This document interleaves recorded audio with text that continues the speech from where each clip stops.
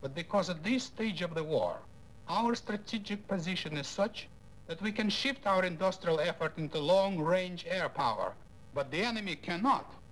And this is why. He has overrun vast territories and subjugated millions of people against their will. In order to suppress rebellion and harness slave labor to develop his newly acquired resources, he must maintain a huge army. And a huge army requires a huge number of supporting aircraft. So his entire industry must keep on grinding out this same kind of aviation.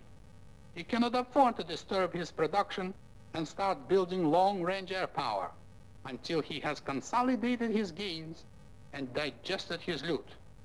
And that takes time, and that time is ours.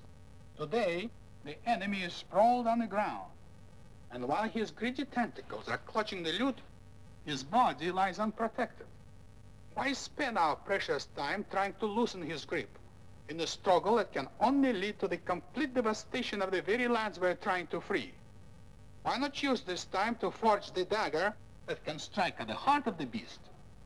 Once we give up the idea of trying to regain the lost territory inch by inch, we can hold the enemy with surface forces much smaller than his.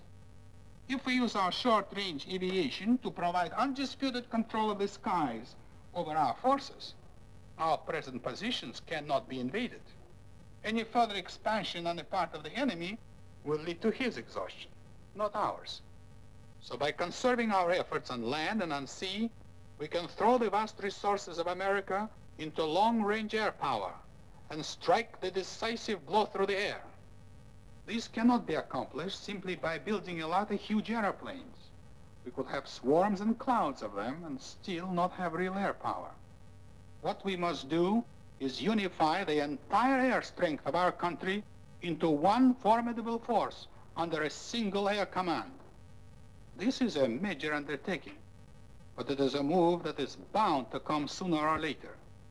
Because air power is swiftly emerging as the dominant force in war or in peace, this move will either be forced upon us by the march of events, or it will come through the foresight and native intelligence of the American people.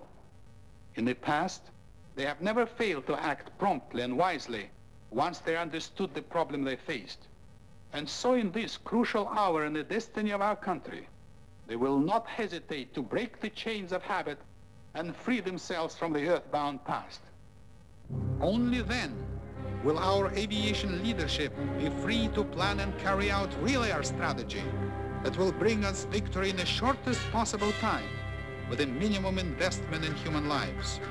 Only then will the creative brains and productive talent of our aviation industry be free to forge the real weapons of air power that will carry total destruction to the enemy.